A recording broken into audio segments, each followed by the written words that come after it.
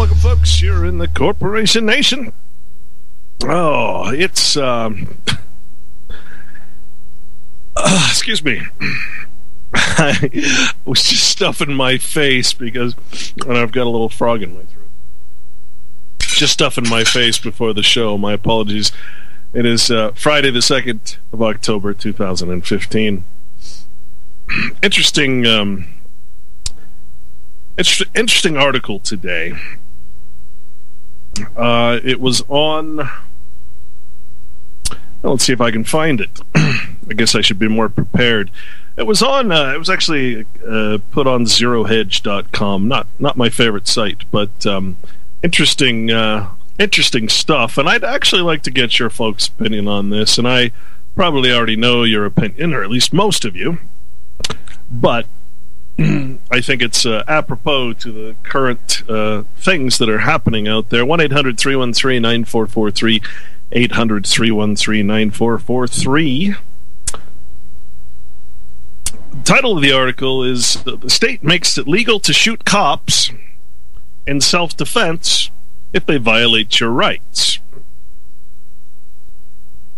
Not a new story, just new for that particular state. And the article goes something like this. They ask the question, is it ever legal to shoot cops? A growing number of states are passing laws that say that, yes, in fact, sometimes it is well within a citizen's rights to shoot a police officer. Other states have already ruled in favor of citizens, shooting police officers in self-defense. Even hip-hop legend Tupac Shakur walked after shooting 2 cops in self-defense. Now, in the state of Indiana, if a police officer initiates aggression without cause in someone's home, violence can be used against them in self-defense, including using lethal force. The new law was drafted to, quote, recognize the unique character of a citizen's home and to ensure that a citizen feels secure in his or her own home against unlawful intrusion by another individual or a public servant. Well, folks, that would include CPS as well, just so you know. Any public servant, any officers, not just police officers. This should hardly be seen as profound. In the past, self-defense was viewed as a human right. The Bill of Rights does not grant rights to the citizenry of the United States. It recognizes natural rights or negative rights. One of those rights, a veritable law of nature, is the right to resist.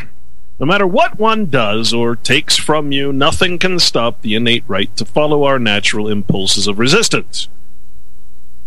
That does not mean all will exercise that right, of course, but the right itself is natural, primordial, and inborn.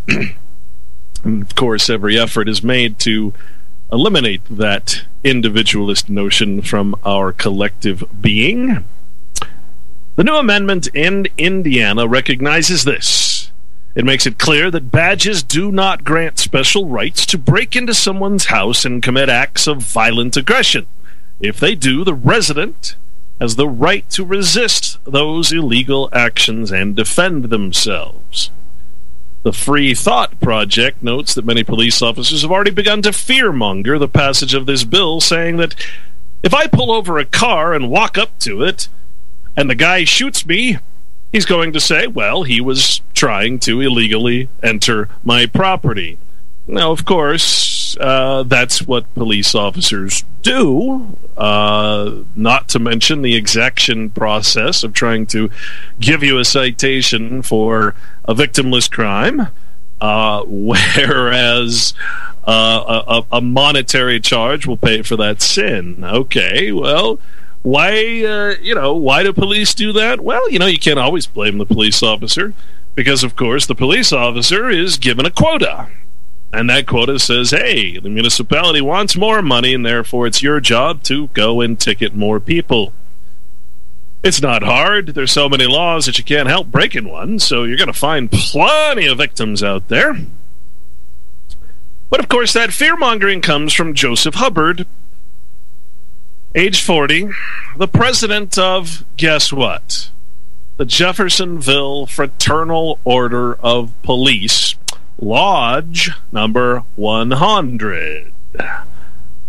Who asserts somebody's going to get away with killing a cop because of this law. My God. Imagine that. Getting away with defending yourself against police who always get away from killing innocent people. Gee, that would be a turn of the tables. But of course, the Fraternal Order of Police, the Masons, would not like that, would they? There's a reason they wear a 5-pointed, a 6-pointed, and a, 9-pointed or 7-pointed star. Well, yeah, those are all Masonic symbols. The shield, Masonic symbol. Type in to your browser, if you haven't done so after the many times we've talked about it, type in Masonic Police Patch. That's right, patch. And you will see all the Masonic degree teams and all the patches that police have for their uniforms that shows they're Masons. Police is Masonry. Sorry. That's why they get away with it, because the brothers don't put themselves in jail. So naturally, the Fraternal Order of Police are going to be very frightened by the aspect that an innocent man might actually fight back against a tyrant who's acting under color of law with absolutely no authority because he's wearing a Masonic symbol, the badge. Of course, they are going to be concerned about this. In spite of these statements, here's what the law actually states. Section I. A person is justified in using reasonable force against a public servant if the person reasonably believes the force is necessary to 1. Protect the person or a third person from what the person reasonably believes to be the imminent use of unlawful force. Number 2. Prevent and terminate the public servant's unlawful entry or of attack on the person's dwelling, curtilage, or, listen carefully, occupied motor vehicle. I'm going to read that one again. Prevent or terminate the public servant's unlawful entry or of attack on the person's dwelling, curtilage, or occupied motor vehicle. How many videos do we see of police breaking in to a person's vehicle to drag them out? We've had people on this show who have explained that very act and gone to court to sue those people. Number 3, prevent or terminate the public servant's lawful trespass. Prevent or terminate the public servant's unlawful trespass on or criminal interference with property lawfully in the person's possession. Lawfully in possession of a member of the person's immediate family. In other words, you can protect your mother, or your brother, or your son or daughter, or your grandfather, your grandmother, or belonging to a person whose property the person has authority to protect. Now, do you think that this law is going to cause people to, police just pulled me over, here's my gun, I'm just going to shoot them before they even get to the car? No, because that's not how people act. People are not like that. People are peaceful. They're trying to get to point A to point B. No, this is specifically being passed, and it has been passed by several states, to protect the action of protecting oneself. It is a rare pleasure to see such a law be put on the books, I gotta be honest. And I commend that Indiana legislature for doing so. Now, what do you think? Obama's, of course, out there telling us how bad guns are with the new, I don't know, I haven't looked at it yet, but it's probably another false flag, crisis actor shooting. I don't know. It could be real this time. Who knows? Maybe they've dragged us down to the point where this type of stuff is now going to start happening because of us, not in spite of us. 1-800-313-9443. I'd like to hear your opinion today. And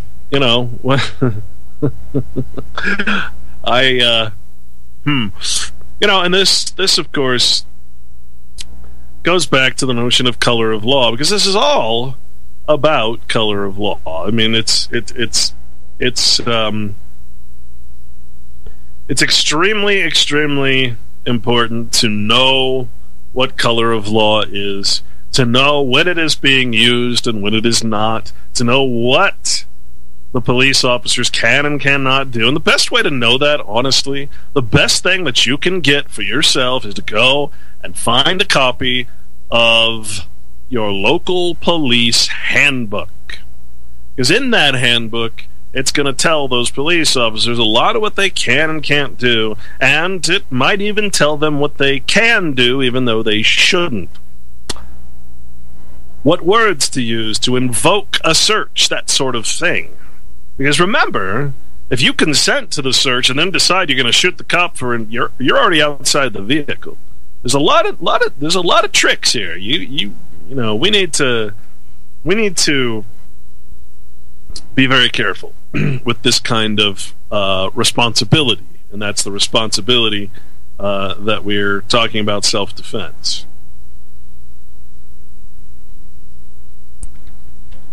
Oh, I want to pull up this definition here, see if I can get it on the first hit. I believe I can. I just typed in FBI definition of color of law. So let's go to the source. Let's go to what the FBI would consider the notion of color of law. Color of law abuses on the FBI website. U.S. law enforcement officers and other office officials like judges, prosecutors, and security guards have been given tremendous power by local, state, and federal government agencies. Authority they must have to enforce the law and to enforce justice in our country. Our country, right. Yeah, our country. These powers inside the authority... these powers include the authority to detain and arrest suspects. Suspects has to be a suspect, to search and seize property.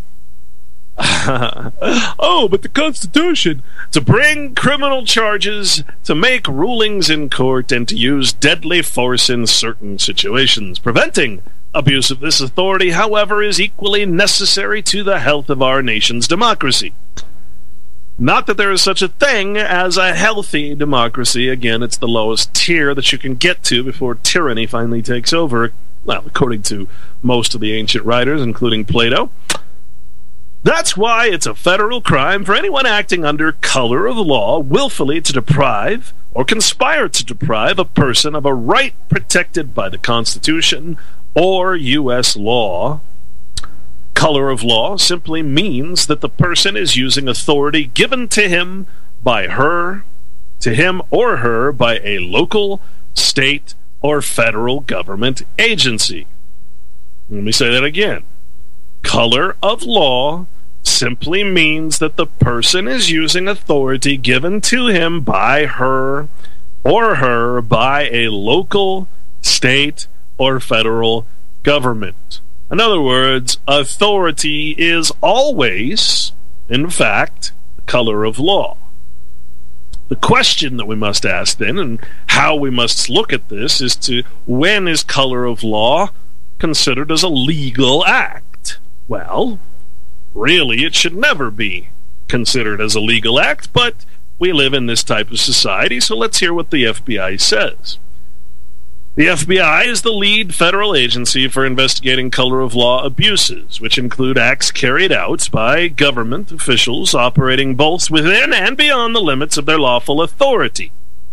Again, operating both within and beyond the limits of their lawful authority. That means it's all color of law. The question is, what is an abuse of that privilege to act in the capacity of the color of law? You see? They're telling you it's all fraud. They're telling you that it's all a designated authority given to municipal corporations, which then are passed on to agents, police officers, employees, etc. Remember, this is CPS too, folks. What could be more horrible than someone kidnapping your child out of your home? That is someone that I would personally utilize this particular law with. During 2012, 42% of the FBI's total civil rights caseload involved color of law issues. 42% of the FBI's total civil rights caseload involved color of law issues. It would be more accurate to say that 100% would involve. But when we're talking about agents being looked at by the FBI, well, then it's 42%. The rest are us committing a supposed crime. There were 380 color of law cases open during the year. Most of the cases involved crimes that fell into 5 broad areas. 1, excessive force. Number 2, sexual assaults. Number 3, false arrest and fabrication of evidence. 4, deprivation of property. And 5, failure to keep from harm. Those are all crimes that police officers and other government agents feel that they have the right to make, to induce upon us. Why? Because they're acting under the color of law, the illusion that law supports their actions, in other words. To comprehend what is an abuse of color of law, again, we have to leave that up to the Masons in black muumuus, the judges.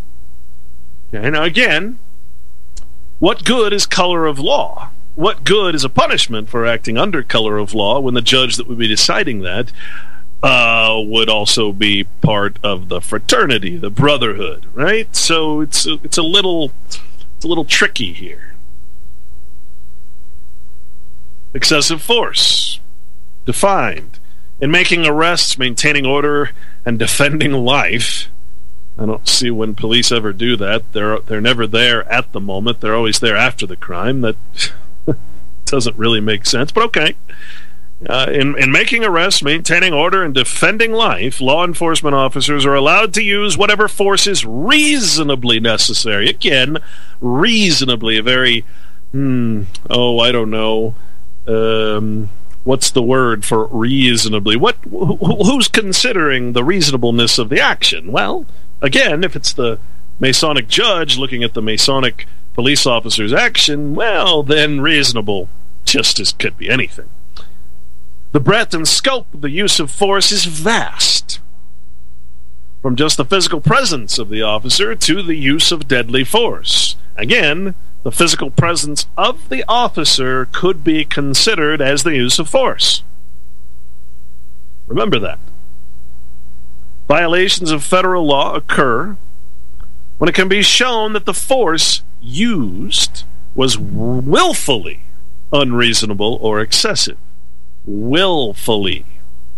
Well, it's always willfully. It's never accidental. So to actually, it's a good way for a judge to dismiss one of his brothers. Well, he didn't willfully kill you or harm you or shoot your grandmother or shoot your dog. He didn't willfully do it. It wasn't unreasonable or excessive because it wasn't, it wasn't according to he didn't mean to do it. It was out of fear. It was, right.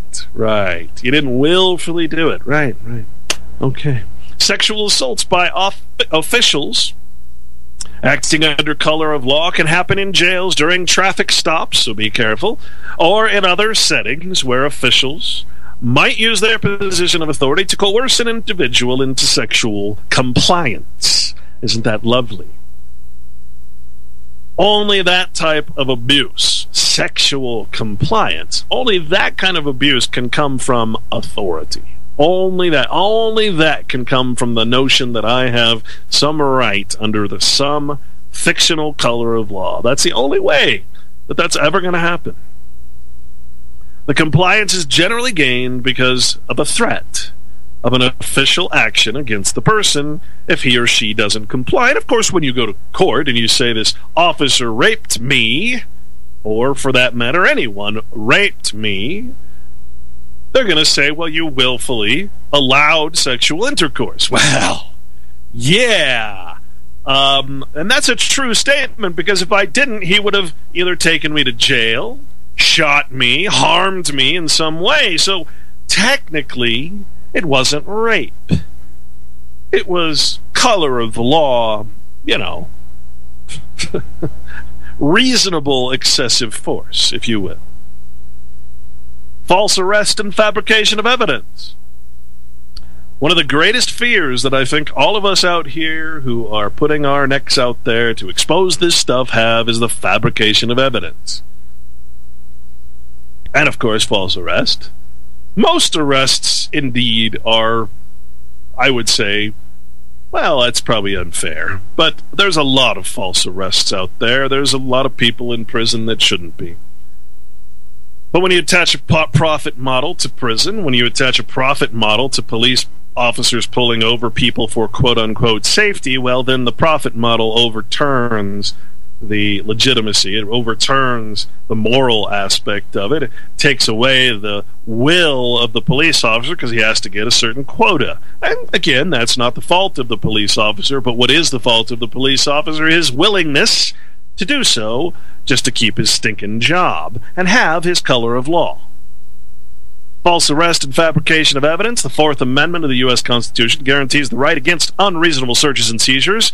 Well, you all know what I have to say about the Constitution and its guarantees. Again, it's a negative aspect. A law, because again, that says the right against unreasonable searches and seizures. Who decides what's reasonable? Oh, right. What did it say above? Willfully unreasonable or excessive. Who decides that? Who decides where will is involved?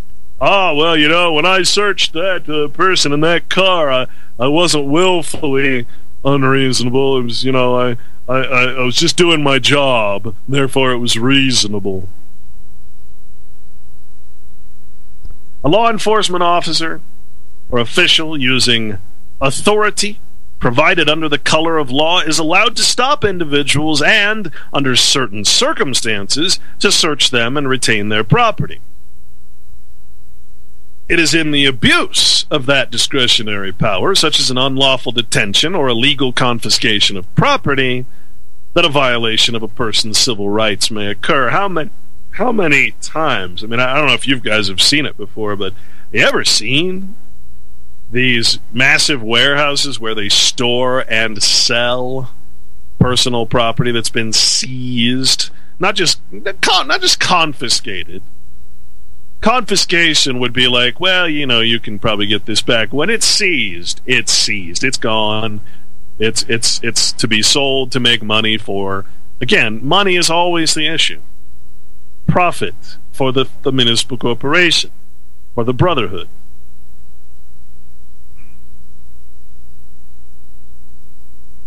Is the abuse of that discretionary power, such as an unlawful detention or legal confiscation of property, that a violation of a person's civil rights may occur. Fabricating evidence against or falsely arresting an individual also violates the color of law statute, taking away the person's right of due process. An unreasonable seizure.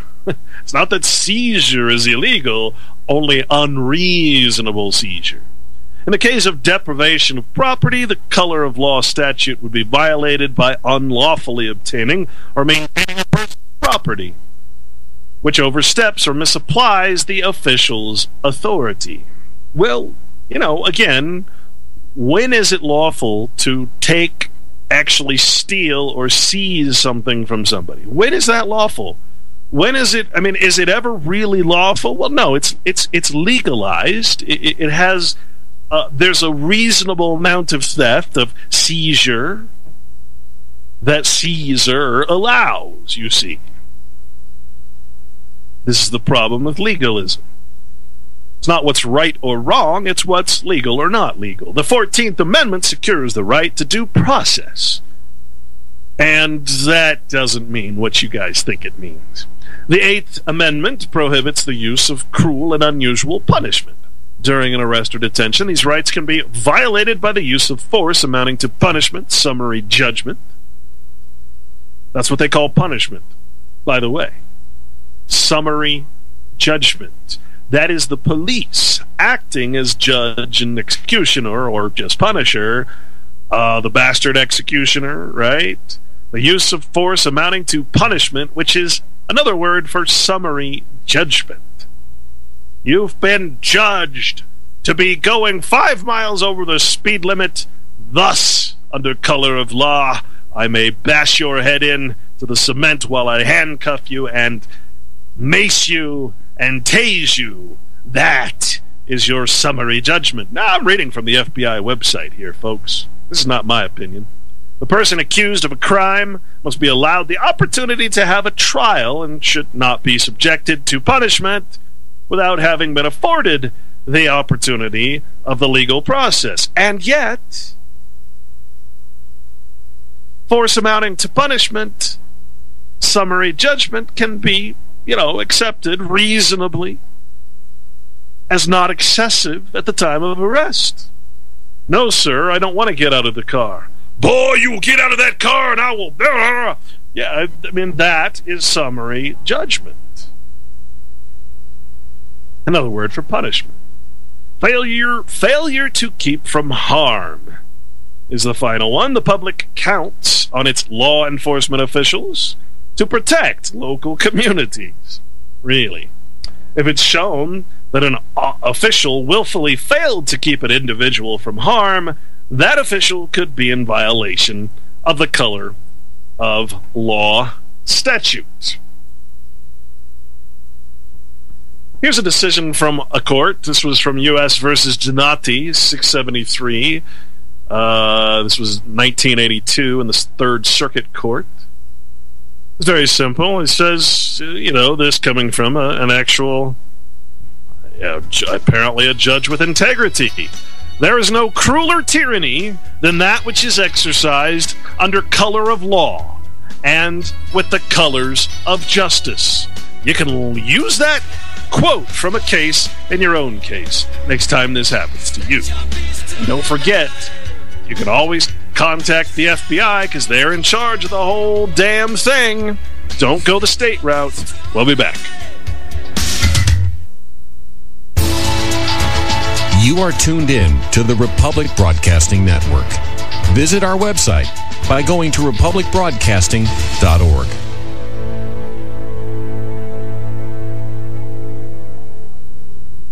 Recent events have...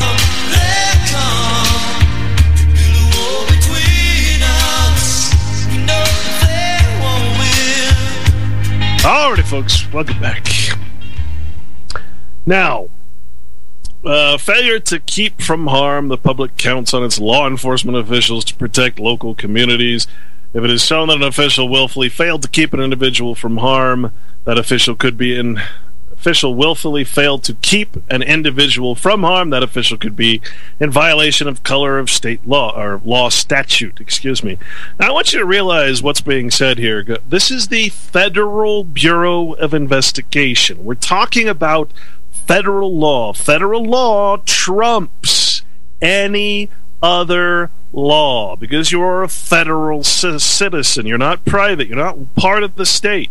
You're a federal citizen.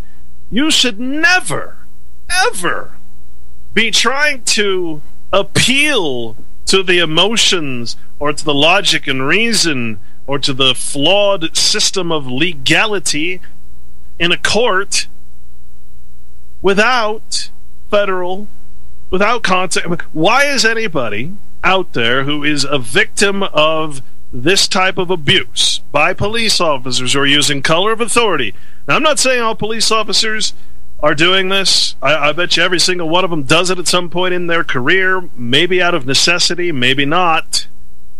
But why would you go through the hoops of attorneys and, local authorities when your beef is with a federal law? This is federal law.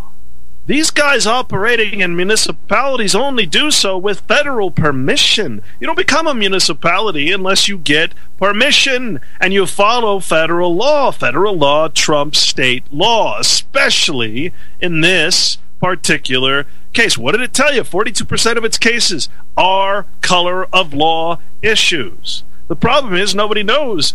Since my local police officer, my sheriff, or even my marshal did this, I must have to go through my state. You are not a state citizen in that regard. You are under federal law. You're in commerce. This is a commercial aspect. These crimes are federal. Contact the federal office in your city. What does it say? Here from the FBI.gov website, just type in FBI color of law statute or color of law for FBI, and you'll find this page. Filing a complaint.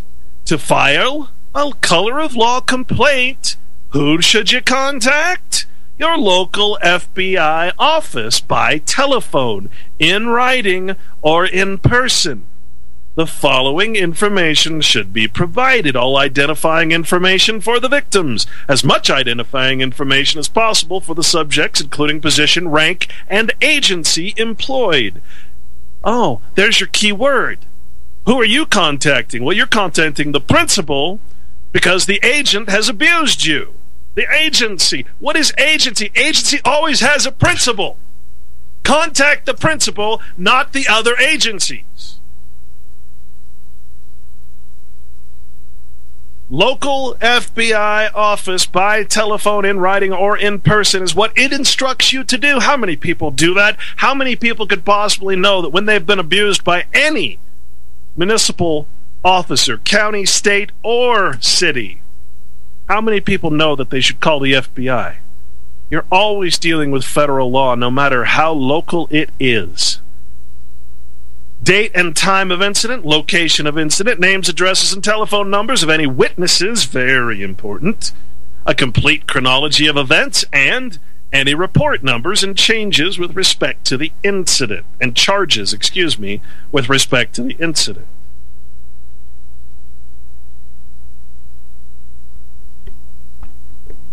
You may also contact the United States Attorney's Office in your district or send a written complaint to the Assistant Attorney General, Civil Rights Division, Criminal Section, 950 Pennsylvania Avenue Northwest, Washington, D.C. Why would you send that to Washington, D.C.? Because it's a federal crime. Color of law. FBI investigations vary in length. Once our investigation is complete, we forward the findings to the U.S. Attorney's Office within the local jurisdiction and to the U.S. Department of Justice in Washington, D.C., which decide whether or not to proceed towards prosecution and handle any prosecutions that follow. Now, it tells you on the FBI website, under Title 42, it tells you civil applications. Okay? In other words, it's telling you the law. It's saying, why color of law? Why is this applicable? Why should you be contacting us? This all falls under Title 42, folks. That is welfare. Remember, that is health and welfare. That is the thing that all your so-called equal rights and everything else come from. Gee, it's a Title 42 violation. Who should I contact? The creators of Title 42 or my local idiot sheriff? Well, gee, I wonder. My municipal little tyrannical color of law person that is probably going to let my police officer go? Or should I contact the FBI? Gee, I don't know. Title 42, U.S. Code, Section 14141. 14141. Title 42 makes it unlawful for state or local law enforcement agencies to allow officers to engage in a pattern or practice of conduct that deprives persons of rights protected by the Constitution or U.S. laws. This law, commonly referred to as the Police Misconduct Statute, gives the Department of Justice authority to seek civil remedies in cases where law enforcement agencies have policies or practices that foster a pattern of misconduct by employees. That's all they are, folks. Employees. They're no different than an employee of Walmart. They're an employee. It's that respect you give and the fright that's put into you daily. I mean, what happens when you go to a police station? You want to make a complaint about one of the police officers in the police station. Why the hell would anyone go to a police station to make a complaint about a police officer? You go try that, well, folks. Go do it. I'd have a camera crew with you filming everything, because they might throw you in jail right then and there. They will manipulate you. They will threaten you. They will force you to give all your information before you ever make a complaint. They will harass you. They don't take complaints. Are you kidding me?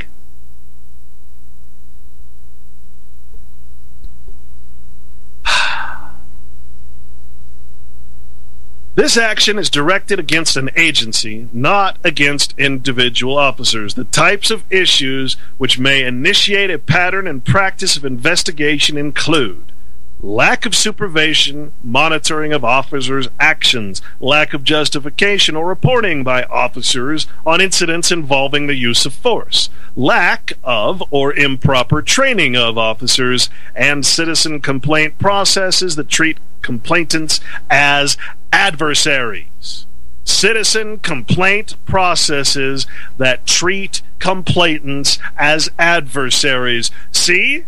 The FBI knows what's going on. They know that police treat you as an adversary when you try to get justice for the injustice that they have bestowed upon you. Of course they know. It's part of the civil applications of the color of law statutes, that the very U.S. Code in Title 42, Section 141. They know. They know. Under Title 42, U.S. Code Section 1997, the Department of Justice has the ability to initiate civil actions against mental hospitals, retardation facilities, jails, prisons, nursing homes, and juvenile detention facilities when there are allegations of systematic derivations of the constitutional rights of institutionalized persons. Why are we allowing the total, absolute horror of most jails out there to continue? Why are we allowing the pharmaceutical and psychiatric industry to create mental hospitals and forcibly drug people? Why are we allowing them to take perfectly normal people who are whistleblowing or doing some other thing and force them into hospitals, mental hospitals, and drug them up and half the time kill them? Jails. Why are we allowing rape in jails? We know it's happening. We have some of the worst reports coming out of jails in Florida and California. We have the worst system possible. But we don't do anything because we don't know we can. We don't know that under Title 42 U.S. Code Section 1997, the Department of Justice has the ability to initiate civil actions against mental hospitals, retardation facilities, jails, prisons, nursing homes, and juvenile detention facilities when there are allegations of systematic derivations of the constitutional rights of institutionalized persons. This is what the FBI is there for, folks. You can look at the FBI. It's one of the few actual agencies of government that I actually still have a little tiny bit of faith in. Report civil rights violations. Gives you the links. File a report. File a report with our internet tip line. Visit our victims assistant line. Resources. It gives you deprivation of rights under Code of Law statute. Principles for promoting police integrity, a PDF. Why don't you print that out and give it to your police stations? Addressing police misconduct is another resource it offers you. FBI.gov, right there, color of law.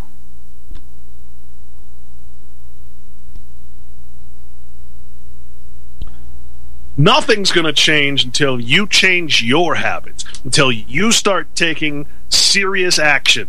And that is not signing a petition. That is not holding up a sign. That is not whining on radio stations, although I welcome your calls. That is going and doing exactly what the FBI tells you to do, because these are federal crimes. Well, they're no big deal when there's no federal force there to say, yeah, that's a federal crime. They're just going to treat it like, you know, anything else. Let's go to E.T. in California. Welcome, E.T. Yep. Hi, thanks, Clint. How are you? I am doing okay. Good. I listen to your show a lot, and I don't call in a lot because it's like your show it's like you said, it's a disclosure. It should be called the Corporation Nation Disclosure. And you're just like a walking, talking law encyclopedia. You know, it's great. And I know, like, it's not, your show is not really your disclosure. It's more of a disclosure than like a call-in talk show. You know, I know you go from primary source documents, and you're like, it's almost like we're getting an education here. And you know, I know it's like if you get into a lot of call-ins and call-in shows, it gets kind of watered down, diluted, maybe. Well, I'll tell you a lot of gobbledygook, and then it ends up being an argument or a debate.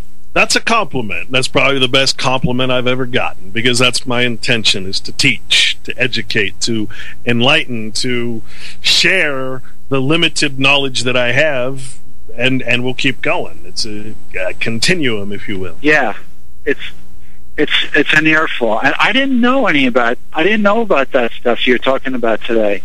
With the federal laws and the color of law and how it's all federal law, and I didn't know any of that stuff, and that's good information. And I'm like a trucker and a musician, and I see a lot of stuff, you know, out on the road lately, and like I recently, if I have time, I'll share a little story with you.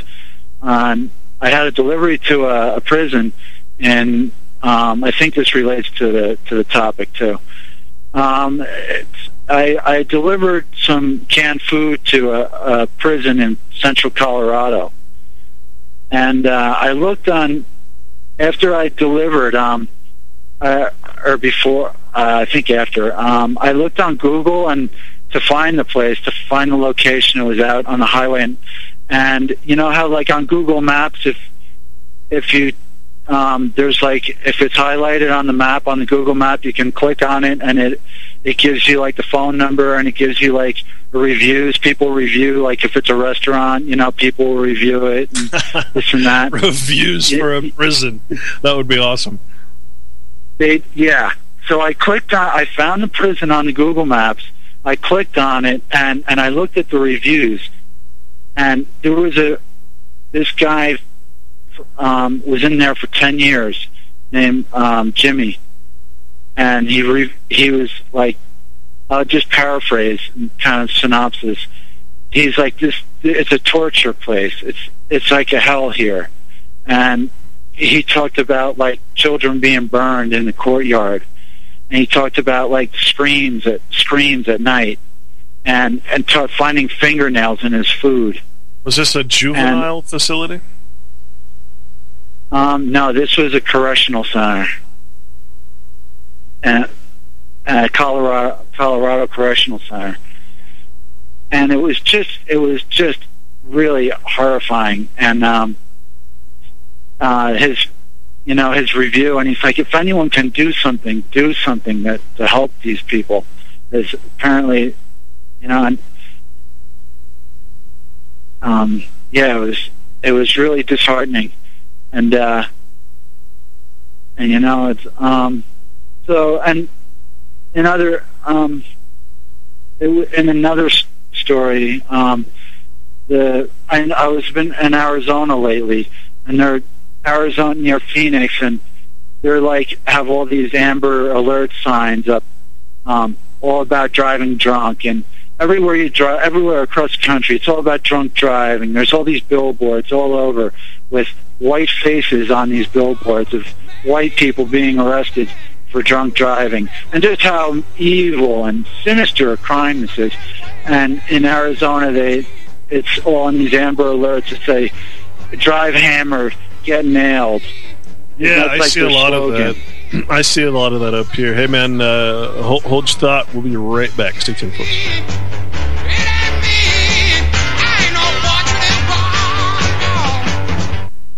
Keep on, so you gotta just keep on. All right, folks, welcome back. You're in the Corporation Nation. Truly. Now, it might be confusing for people, you know, again, how does my local law enforcement, what does that have to do with federal, you know, why would the FBI or federal, you know, it's federal law, folks. You got to understand that you're a federal person. Remember, you're just a resident. When the FBI was talking about you, it called you a resident. Okay, you're domiciled in Washington. Your person is domiciled in Washington, D.C. That veil of artificial legal personhood, that corporate thing we call citizenship, that is the thing that gives you these so-called protections under Title 42. Again, federal law. Okay, that when a police officer or any agent of government in any capacity of government, municipal, local, whatever, it's all required to follow federal law above all else. You must remember that. They are harming federal property. Okay, they are damaging your person, that thing that is actually under the law that you are agent for. All right? They're damaging federal property. That's why it's under federal law. Okay, I know it's hard. I know it's hard to rethink this whole American dream crap, but that's what's happening. So, you know, we have to learn to start utilizing and start acting accordingly to our status while we're still acting in that status. There's no point in, you know, having these protections, so-called, if you're not going to utilize the very structure, the federal structure, to induce those protections, those consumer protections, if you will.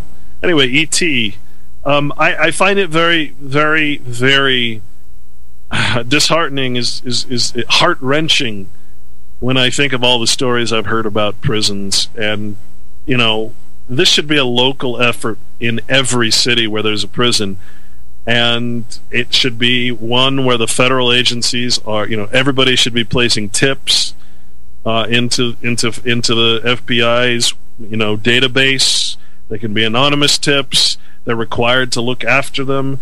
People should be, you know, taking action, because there's nothing Christian about putting a person and ignoring them while they're in hell. This is just so wrong what we're allowing to happen. And remember, prisons are just employees.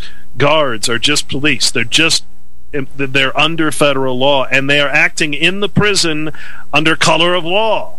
They're abusing people, which is an abuse of color of law. So don't go to your sheriff. No, he's getting profit for the prison. Don't go to your state. No, they are being paid to have private prisons take over. Go to the FBI. That is your... that's where it's at. E.T., I hear the music again, but real quick, man.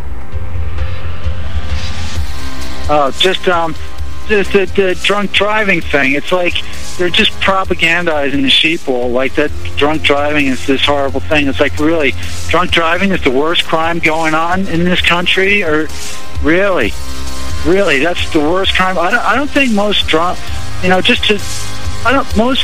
People have no idea how many people are driving drunk at one time, I think. It's like so many. We'll be back. Stay tuned.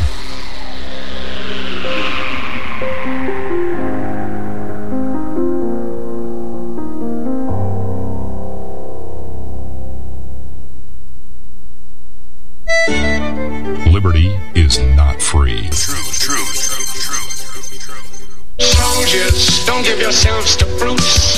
Men who despise you, enslave you, tell you what to do, what to think, and what to feel. Who drill you, diet you, treat you like cattle. Don't give yourselves to these unnatural men. Machine men with machine minds and machine hearts. You are not machines, you are men. You, the people, have the power to make this life free and beautiful. Let us use that power to make this life a wonderful adventure. Let us all unite. Let us fight for a new world to do away with greed. A world where science and progress will lead to all men's happiness. Do not despair. The hate of men will pass and dictators die. And the power they took from the people will return to the people. Let us all unite!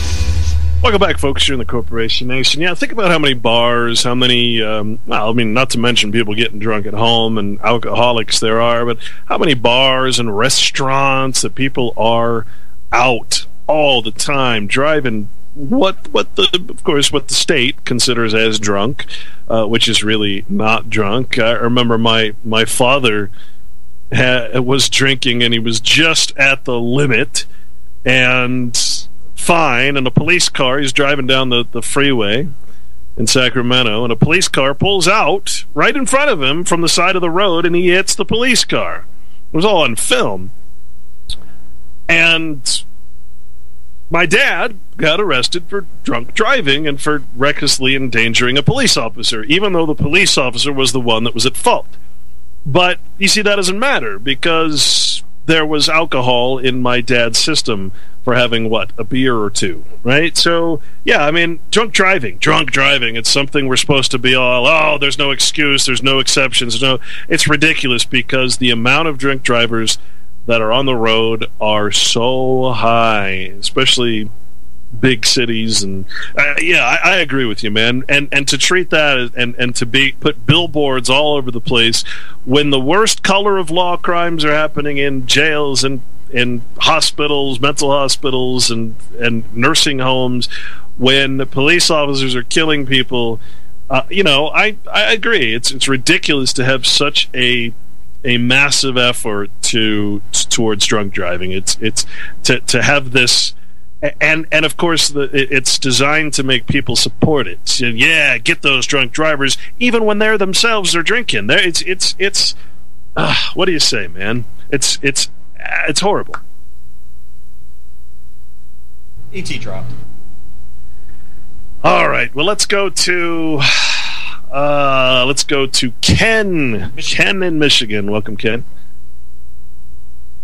Hi, Clint. Greetings. Would you like to play a game? A war game? Thermonuclear war. Anyway, I heard you mention last week or so that you weren't going to be publishing your book. And I was just wondering, how would somebody that is still interested in getting a copy get?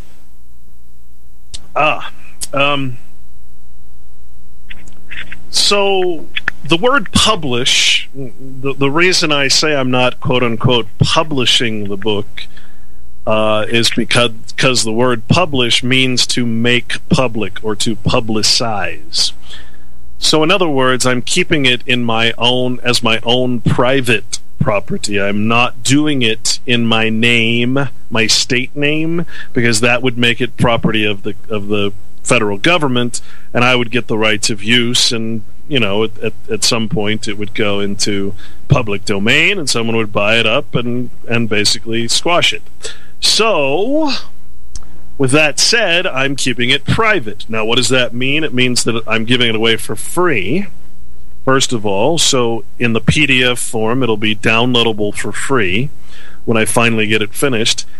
It'll be way over 1,000 pages. I don't know how long yet. So printing it out will probably be more expensive than asking or giving me what I call a gift or a donation to get an actual hard copy of it, which will be indexed. So it's not that it won't be, I use the word for sale with much limitations. I will give you a gift of a hard copy if you give me a gift of a certain amount of money to pay for my costs. Does that make sense? Yes. So basically, what I'm saying, I don't like the word donation, but I'm basically taking donations, and for the donation, I'll give you a copy of the book. Or you can just take it for free and screw me. I would rather give you a gift. Well, I appreciate that. Because we all out here in the corporation nation know that you work very hard at what you do, and it's not right to take for free when we can give gifts. Well, and I appreciate that. I want every single man, woman, and child to have a copy of this, so I certainly would much rather people start spreading it out virally in PDF form than anything else. And, you know, I can certainly hope that money comes in, and therefore I can write another book. For instance, I want to write my next book on CAFRs. The Comprehensive Annual Financial Reports. But, you know, I can only hope that will go, you know, people will pass it on, and that it'll, at least in its free form, go viral. Right on. And where can we get a copy of the PDF?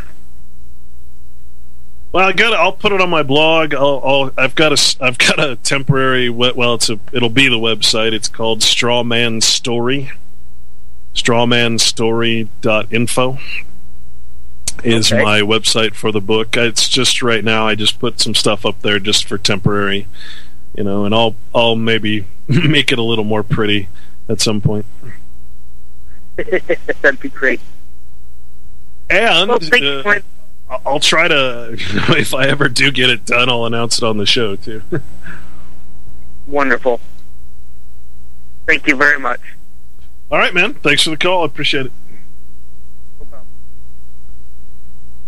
Oh, good times, good times. Yeah, this thing, as far as the book goes, and I hesitate to even call it a book. I'm calling it a work, because it is my own product of my own labor. I'm being very careful to never say the word book. It's more like a pamphlet, except the guys who used to pamphlet, of course, could say things in very succinct and brilliant ways. We read Bastier's The Law, I think it was, and A Voluntary Discourse on Slavery. Those were pamphlets. Those were from pamphleteers. Same principle, except this is a much larger pamphlet, if you will. So again, I don't want to register myself or my work it's a spiritual work, is all I can say, and I don't want to make it, therefore, a non-spiritual public entity that can be taken from me, if that makes sense to people after all we've talked about. So I've been very careful with the wording, the phraseology that I use, even in the book. The notion of copywriting and patenting, remember, that's only in the person. And yes, you have the right of use, the right of profit and gain from the material, but it's not yours. You've just registered it under a state name that is not your own. And you know, I just can't, knowing that, I cannot put myself to I can't bring myself to contact a publisher and say, here, you know, take this, screw me royalty on the royalties, and you know, I want everybody to have it. So very, very frustrating to be in that kind of position, trying to reach persons in the legal system while trying to do so in a private capacity. It's very difficult. So that was the only way I could figure out how to stay out of the public sphere, was to not have it for sale, to not publish or make public the work. So keep it private. Isn't that what we've been learning all along? Yes. 1-800-313-9443. That's 1-800-313 9443. Here's another interesting story. And of course, this is a perfect example. This is actually out of Mexico. Someone sent this to me. I quite honestly couldn't believe it. But this is an example of how legalism completely destroys not only spirituality, but charity, the notion of always being charitable. This is how legal authority creates monsters out of all of us. Now, this is title is from September 29, 2015. Mexican counselor Olga Gutierrez Macoro says homeless people should be put down by lethal injection. And people react. Yes. Mexican counselor Olga Gutierrez Macoro has sparked outrage after she suggested homeless people be put down by lethal injection of animals to keep the number on the streets down. While speaking at an event in the south-central Mexican state, Olga, who ironically is the counselor responsible for the Vulnerable Groups Commission, discussed ways in which to help the homeless and disadvantaged people in the community. While she admits that she has a big heart and even opens her home to those with nowhere to call home, she said it isn't a real solution to the growing number of beggars on the streets of Mexico.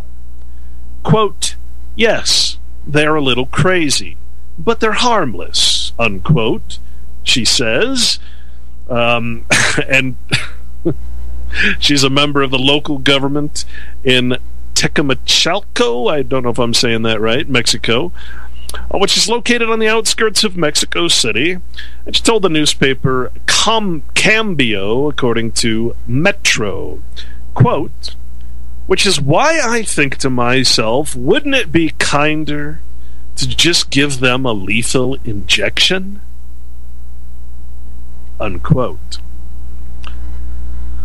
Machuro went on to suggest that the local hospitals, including the psychiatric hospital, El Batan, were already unofficially killing patients with mental health problems. This is coming from the councilwoman, that the local hospitals, including psychiatric hospitals, were already officially killing patients with mental health problems. She also remarked that the homeless people who were deemed unaggressive would be dumped in the middle of motorways, quote, motorways in a bid to put them at risk, unquote. Not surprisingly, Macoro's comments were met with extreme backlash from her community, forcing her to apologize and announce that she would be coming up with a new plan to help deal with the growing number of homeless citizens. Yeah, that's who I would want to come up with a plan. Quote, she would feel differently if one of the homeless people were her brother, sister, mother, father, daughter, or son. When I see mentally challenged homeless people on the street, I feel really, really bad and sad because I think to myself, this is someone's sister, brother, mother, father, daughter, son, and I can't help but imagine how horrible it would be to watch your own loved one living like this, and there is nothing you can do to help them. I wish there were a solution for this problem, but lethal injection is not the solution, one reader commented, unquote. Quote, this woman advocates the mass murder of the less fortunate, most vulnerable in society. Every life matters, even homeless lives, another reader wrote, unquote.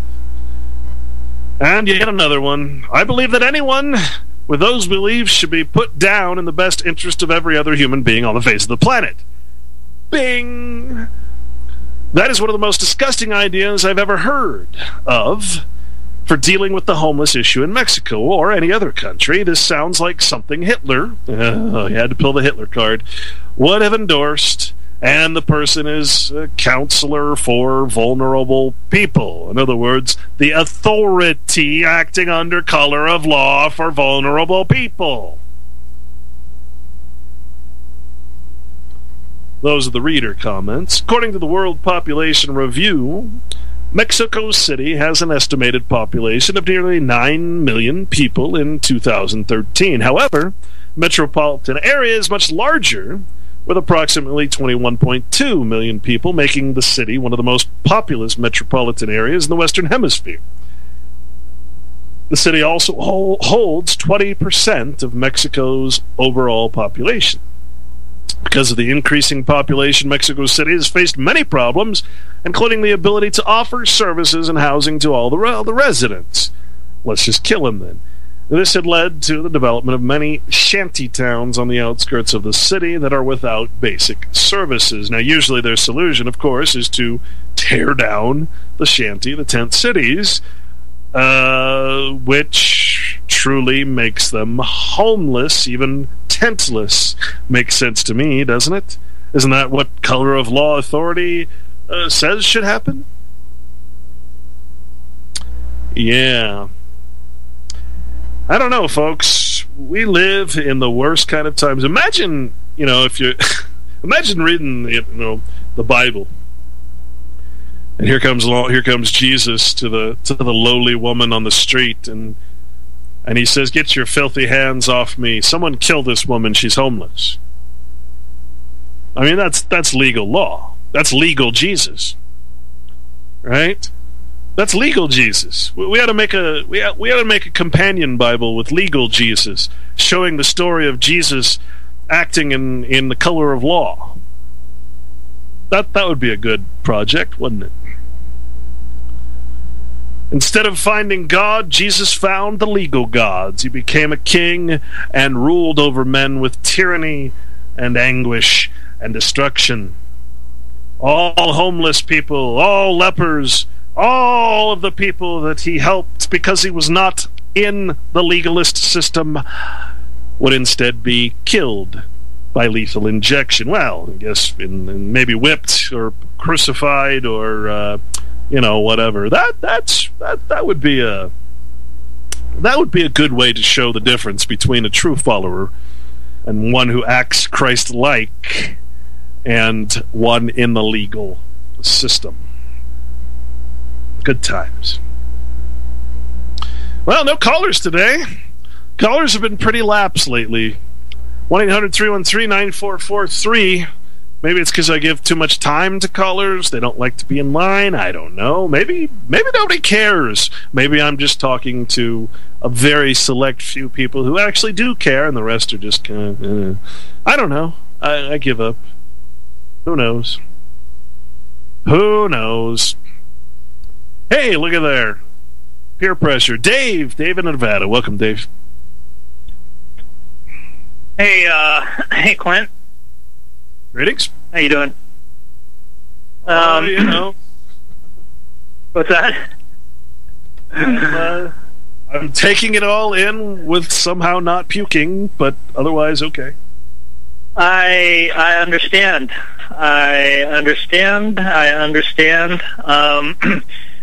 Funny when you were just talking about that whole Mexican situation. For some reason, the movie Life of Brian popped up into my head. God, it's been forever since I saw that. I'm not sure I remember. I don't know if you. What's that? I don't think I remember the story. You don't remember that movie, Monty Python? I think I saw it when I was like 16 or something. You should watch it again. Yeah. It's very funny, and it has this kind of it has this very bleak and dark humor about Christianity, and it's kind of like it deals with things like crucifixions and stonings for saying the wrong word, for saying Jehovah, you get stoned to death. And it's supposed to be funny. Like, people laugh at it because it's Monty Python. But I realized that we are kind of in that scenario right now. We're in a Monty Python scenario.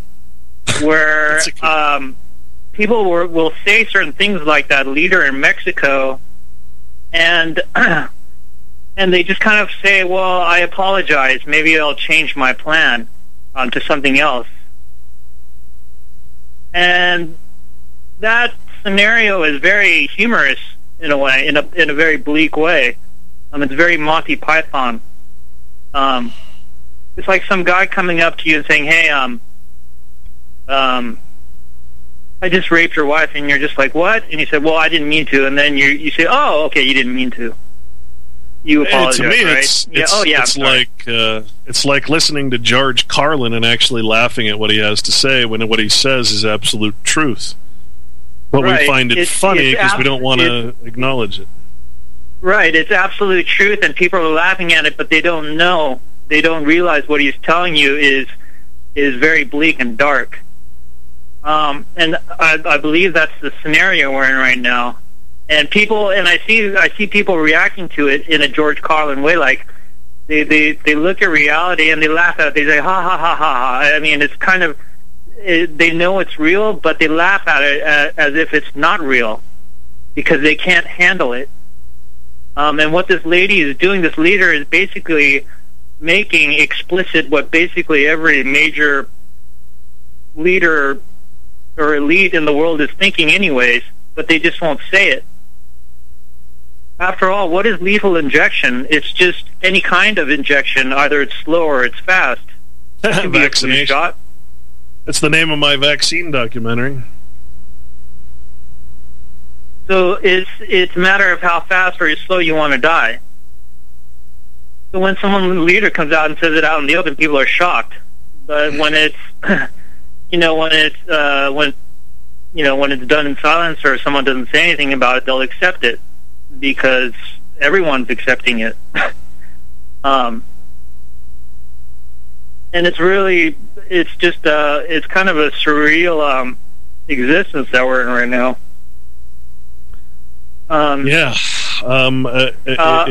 Denial is truth, and truth is denial. Yeah, and it's I don't know. I just kind of see it. I kind of saw it today with I saw it today while I was over at Whole Foods, and some guy was kind of yapping. He was yapping on about the environment and chemtrails and how serious the situation was. And there was this other older guy who was sitting next to me, and he was making fun of this guy that was talking about it. He was being really sarcastic. He said, yeah, the world's going to end. The world's going to, oh, yeah, okay, yeah, we get it. And it's like, if this is the way people are, I'm sorry. I'm really sorry. I just, and it's because reality has become so bleak that there's this kind of sarcasm in the way people are dealing with things. Denial is truth, and truth is denial. Yeah, it's a denial, but it's a sarcastic denial, like ha ha ha ha. Of course it's not. Of course it's not like that, is it? Ha ha. Yeah. I see it. I see it in friends and family, and I even see it in, there's a certain amount and there's certain aspects within the quote-unquote truth movement that are accepted as truths, even often though sometimes they contradict each other. And then everything else is the same. Oh, yeah, whatever. We're not going to accept that. So you have the same reaction from people who apparently are open-minded in the quote-unquote truth movement that won't accept anything but their personal official truths, right? So it goes around into every aspect of society, whether you're open-minded or not. Everybody is that way, unfortunately. Right. And personally, I would rather. I mean, I would, ideally, I'd prefer people to have civil discussions about this. But if it's not possible, I'd rather have people yelling and screaming at each other without hurting, or getting violent. I'd rather people be yelling and screaming about a disagreement than laughing it off in kind of this derision or sarcasm. Would be nice. I don't know if you agree with that, but I would rather that than this kind of this laughter denial. That's what it is. It's a laughter denial. The brain parasites have turned us all into jokers.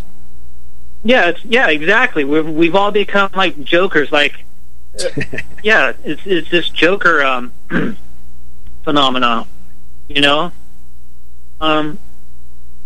But honestly, I'd rather have people, you know, kind of get loud and yell at each other, get in each other's faces, and then leave, rather than just kind of like,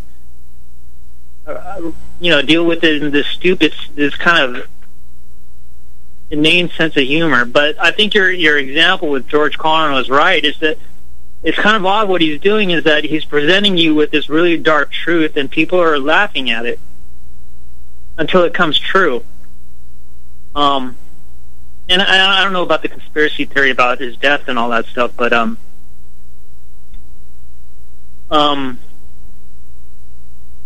to me, he was just like the ultimate court jester. And if there's another one like that, I hope he comes along. And I wrote about it because I saw him live quite a while ago in Vegas, and you know, before I truly understood this type of stuff, I noticed that the audience was, and myself seeing him live, it wasn't that funny, because he was telling truth. The audience wasn't laughing like I remember laughing watching it on TV, because, you know, if you're mentally prepared or mentally believe you're watching comedy, then anything can become, you know, funny. And in the audience there was a sense of almost displeasure and nervous laughter, as opposed to the hilarity that I'm accustomed to with him. And I you know, I went back and I looked. They add laugh tracks to those shows because people are, you know, when you see him live and you see, I mean, if you look at him, he looks miserable. He looks like I'm telling these people the truth and they're laughing. I mean, he actually looks like I feel sometimes, like the They Live fight. Put on the glasses! Put on the glasses! No! And they fight for 12 minutes. The most, you know, epic battle. That's how I kind of felt. And I sensed that in the audience, too. With this nervous sort of laughter as opposed to hilarity. Yeah, I mean, I never noticed that because I've never seen him live. Of course, I've seen him on TV or on YouTube or whatever. Laugh tracks. Laugh tracks. Yeah, and since I'm from Hollywood, I certainly know how that works. Right. But when I refer back to Life of Brian, I refer back to it because I think we're back in the Old Testament, and what I mean by that is we're in the period of sticks and stones, violence, or I should just say it's sex and violence. All right, well, hold that thought. We'll be right back. We'll be back. You are tuned in to the Republic phase. What I mean by that is, if you read the Old Testament, it's all about sex and violence. And another thing that the Old Testament is very well known for is the plethora of minute laws, infinite numbers of laws that you simply don't understand. And if you combine all those three, you're basically looking at the era that we're living in now. A bunch of laws that are constantly being created so that everything is illegal. And then what happens is you get beat down by the police state. Good point. That is Old Testament, and that is what we're living in now. And the reason why the New Testament comes along, or Christ, basically, is to do away with that, or to fix that problem. Because there's too many laws. I'd say it would take a flood at this point. Yeah, or a flood. So that's what I mean. A flood is also Old Testament. So all the events that we're seeing now, and all these little, and your example of that Mexican, I don't know, whatever, councilwoman or mayor or whatever, is very Old Testament. They're coming out and saying it. Kill the poor. That's a good point. Kill the useless people.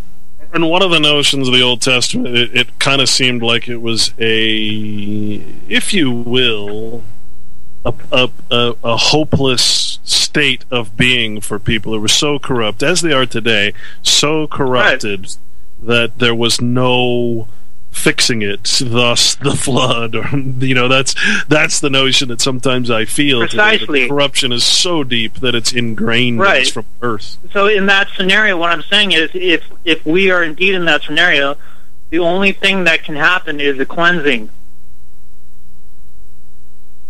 A cleansing. That's the only thing left. Well, the problem is you got a bunch of evil people that are the cleansers, right? I mean, that's they're not cleansing the good; they're cleansing. I mean, they're not cleansing the bad; they're cleansing the good. Right. So that's basically in the scenario we're in. It's I guess the cyclical version of the Old Testament. I think that's a perfect analogy. You add technology in there even, and you could say that that's Old Testament. I mean, Tower of Babel, that sort of thing, Right, because if you look at what technology is, it's really witchcraft. Yeah, unfortunately, that's a true statement. A lot of people will say, oh, that's... No, if you really study technology, which means art, or artifice, it's illusion. It's not natural. It's not nature. It's not of God. And to a lot of people that'll sound, that's so religious or crazy, but actually, I mean, just look around, folks. Seriously, look around. It's against God. It's against God. When you say that, it's against nature, the creation, if you will. It's against the design of God. Right. And people, and the thing is, and that technology is a quote unquote advancement. And I heard Obama say the other day, with regarding to that Oregon shooting, we live in an advanced country. Are we really advanced?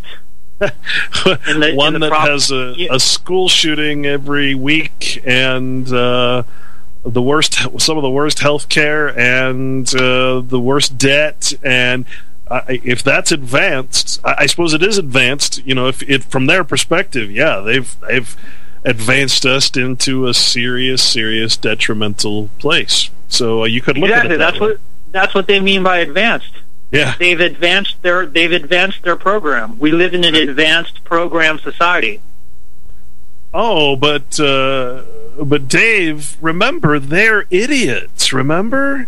They're idiots. They're supposed to be idiots in government. Remember?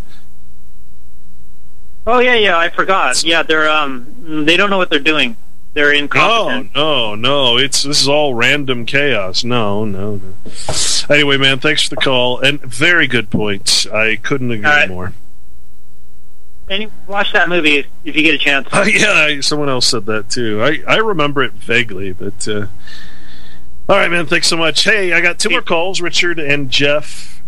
3. I wanted to play this clip, just another example of how absolutely disgusting society, especially corporate and pharmaceutical society, has been, and then we'll try to take those calls, all 3, at least the 2.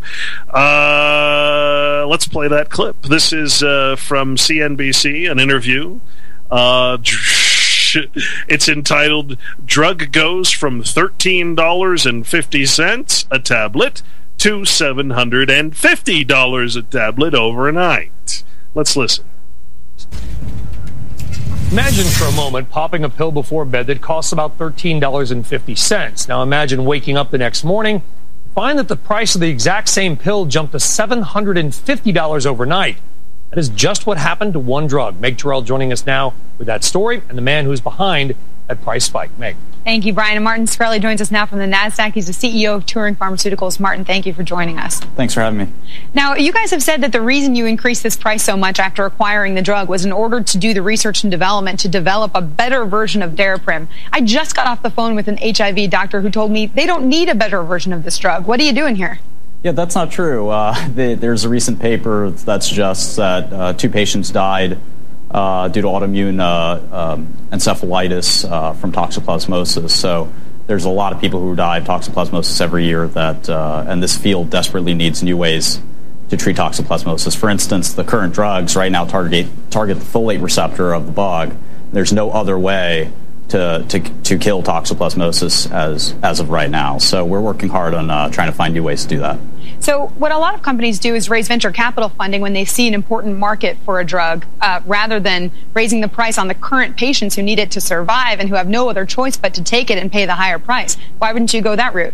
Well, we did raise one of the largest Series A financings in history for a biotech company. We raised over $90 million. And we also feel that this is the more appropriate price for Daraprim. At this price, Daraprim is still actually on the low end of what orphan drugs cost, and we're certainly not the first company to raise drug prices. So Hillary Clinton comes out today citing the story about you guys in the New York Times, causing quite a stir in the biotech industry. Did you not expect a 5,000% price increase would result in that kind of attention? Maybe, maybe not. I mean, it really depends on how focused people want to be on the industry. You know, at the end of the day, there have been much larger drug price increases by much bigger drug companies that actually, you would argue, large multi-billion-dollar companies with lots of cash don't necessarily need to do something like this. Turing is a very small company. It's a new company, and we're not a profitable company. So for us to try to exist and maintain a profit, I think is pretty reasonable. Most biotech companies don't actually maintain a profit for decades until they get drugs onto the market. Why are you guys different? Well, I think of us as a pharmaceutical company, not necessarily a biotechnology company, and I think that distinction is not exactly clear either way, but I think profits are a great thing to sustain your corporate existence. Martin, you had mentioned that you're a small company, and you're going to use the price increase, the difference, to do R&D to find a better cure for toxoplasmosis. What kind of R&D staff do you have? What amount of money do you plan on devoting to research and development? Sure. So we have about 25 people in R&D, and we have open positions for another 25. We do medicinal chemistry, in vivo and vitro pharmacology. I help the team out quite a bit, so I'm really excited to develop new drugs for toxoplasmosis. We're going to contribute the majority of our revenue to doing that. So in essence, we're taking the revenue from Daraprim and trying to come up with a better, safer, more effective version of it. Okay. And you were a hedge fund manager before. Yes. You probably could have guessed, as Meg had mentioned, that this is going to cause a stir. And we actually saw the IBB, the Biotech Index ETF, go down about 5% on Hillary's tweet. Did you anticipate that would happen? Are you in any way invested in biotech through a short, either personally or through another fund? I have a small portfolio, but I don't really watch the stock market on a day-to-day basis. So does that mean that do you have any position in biotech stocks? Are you short any? Are you short any of them? Yeah, I'm short a few biotech stocks, but I'm also long a few biotech stocks, and I don't have a specific net short interest in biotech or anything. Martin, I got to ask you, doctors have come out saying that you guys need to revise your pricing strategy because patients can't get access to these drugs. This HIV doc I just spoke with said they're trying to hoard it in order to provide it. Do you feel badly about what's happening?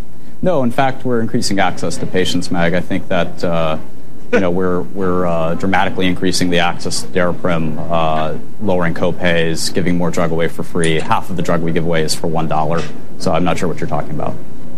You know, Martin, when you bought the company, this was a $1 pill before Core Labs bought it. Then it went to $13.50. Now you bought it. Now it goes to over $700. When you bought this company, did you buy it because you knew that you could raise the price? We definitely planned on raising the price. That's for sure. We paid a very, very large amount to buy an unprofitable medicine. We can't continue to lose money on the drug at that price. So we took it to a price where we can make a comfortable profit, but not any kind of ridiculous profit. They're much larger. But I assume you are a free markets gentleman, are you not? Sure. Okay, so why do you think the drug was priced at $13.50 before? Somebody thought that was the right price for this drug. Markets aren't that rational. The market said $13.50 worked. Yeah, if you look at drugs like Sovaldi, for instance, Daraprim is less expensive than Sovaldi, despite the fact that it treats a disease that's far more severe and far less common. So if you think about free markets and fair price, it's pretty clear that Daraprim was not priced appropriately. Does Daraprim actually cure toxoplasmosis? It does. It does. Okay. It does. It eliminates. So there's infection. a finite end, just like for the hepatitis C drug. It's in fact a very short treatment administration, which makes it even less expensive than most orphan drugs, which you have to take for years and years and years. Can you imagine taking a drug that costs $500,000 for the rest of your life every single year? By comparison, a cure treatment of Daraprim is about $50,000. It's about half the price of Hep C cure regimens right now. Martin, we do appreciate you coming. I got to ask you one more question. In response to all of this attention and doctors and patient groups saying they can't access this drug, are you going to change the price? No. Well.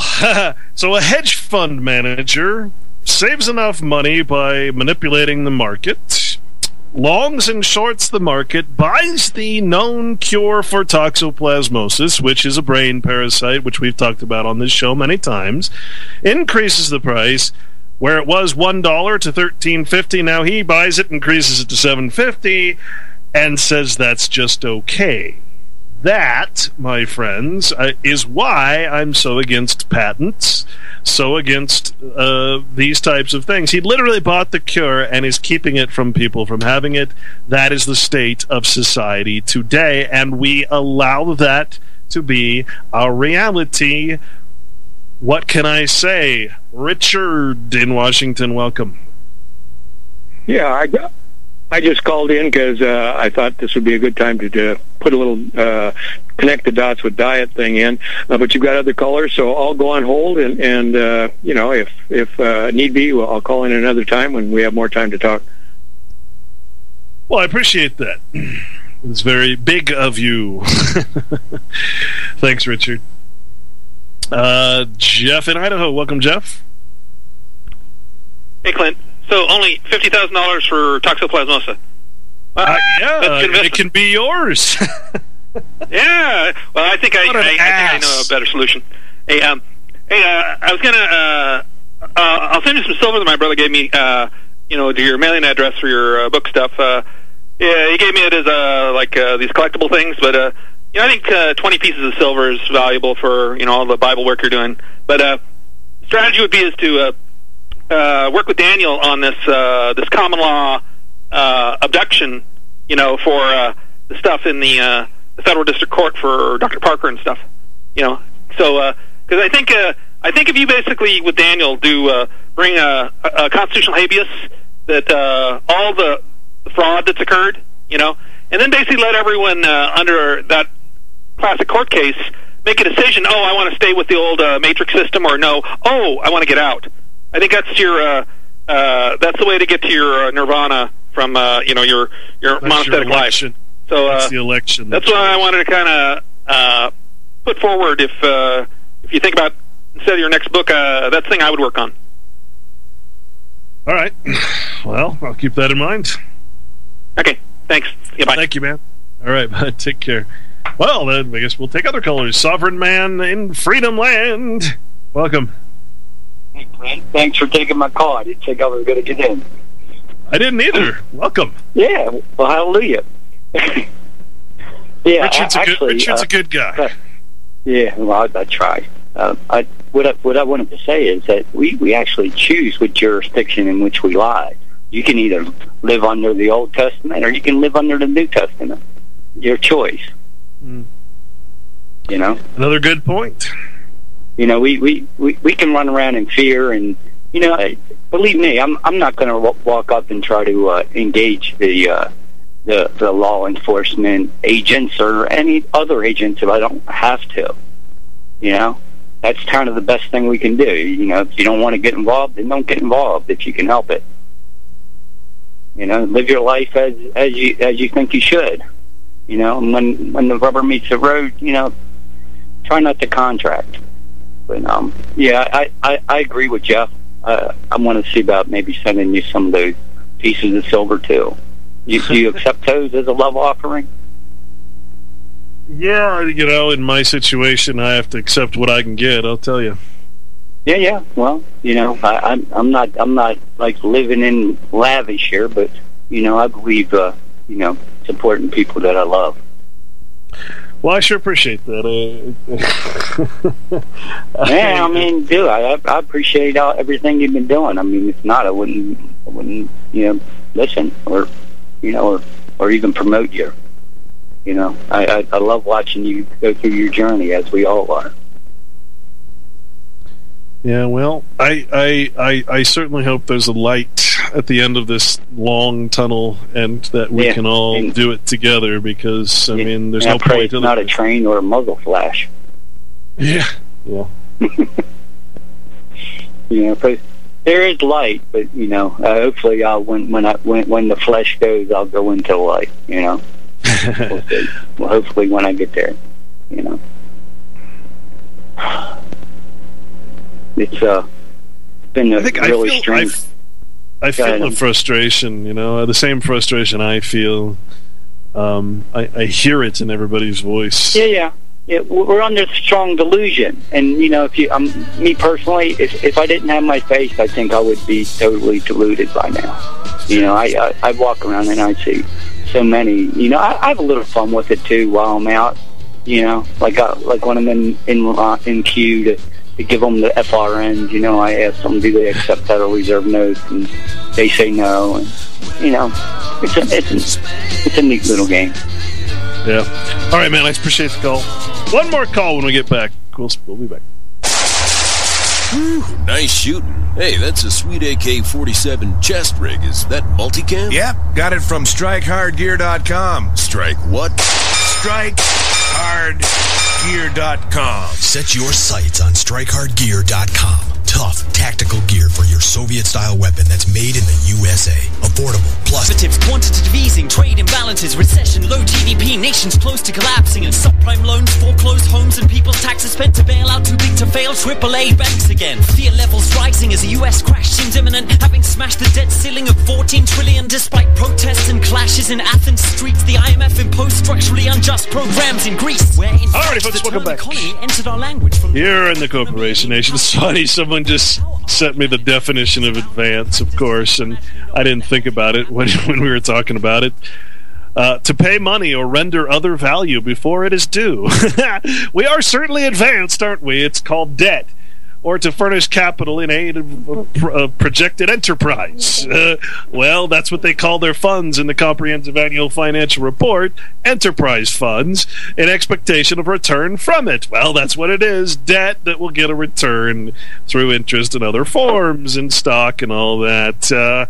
Yeah, West's Encyclopedia says an advance is to pay money or give something of value before the date designated to do so, to provide capital to help planned enterprise, expecting a return from it, to give someone an item before payment has been made for it, like a person. We are certainly an advanced society. We're so advanced that our credit limit has been breached, reestablished, and conquered yet again. Kathy in Missouri. Well, glad we got to you. Welcome. Hi, Clint. Actually, I'm visiting right now in Louisiana, but where I grew up. But since I left Boston, where I was severely bullied, StopBullyingCoalition.org, that bill was written by someone that was basically like, you got to get the heck out of there. It was so abusive that it defies really... I don't know if anyone that hasn't lived on the North Shore of Massachusetts could wrap their head around what I suffered in that building I was in, paying exorbitant rent. Bottom line, I left. What I have seen in this country since I left Boston, I called a former professor at an elite Ivy League school that I